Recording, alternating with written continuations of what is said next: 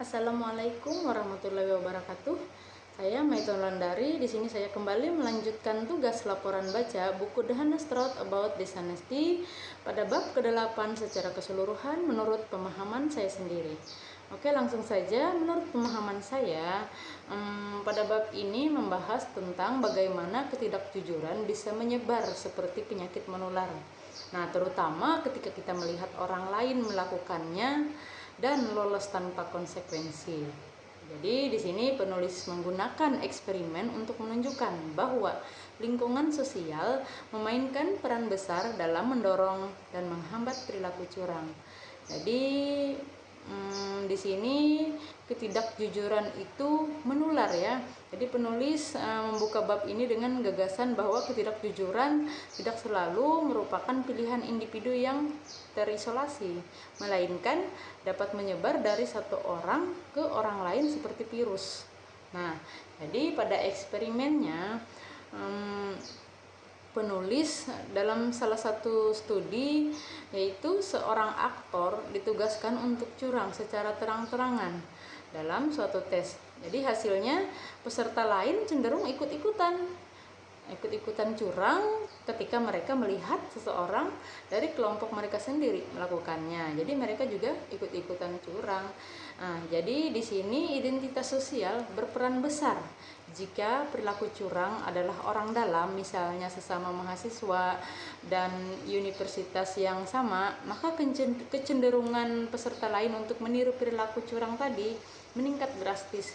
Tapi jika pelakunya adalah orang luar, efeknya justru sebaliknya, menekan keinginan untuk meniru.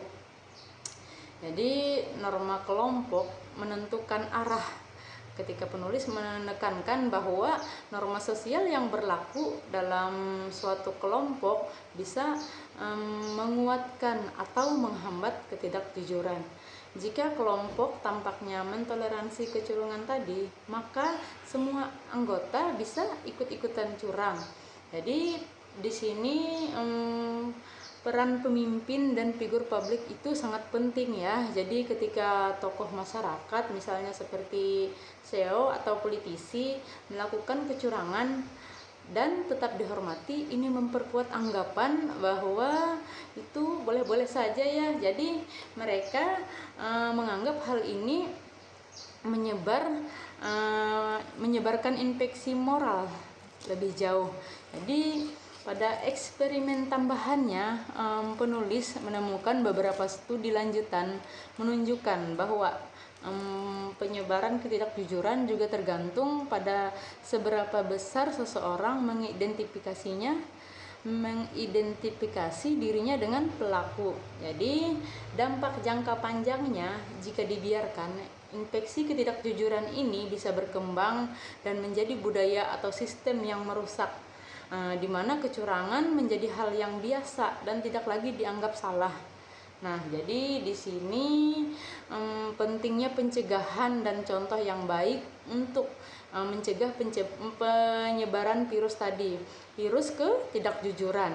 Jadi masyarakat perlu menciptakan lingkungan yang dimana kejujuran itu dihargai dan dicontohkan oleh pemimpinnya.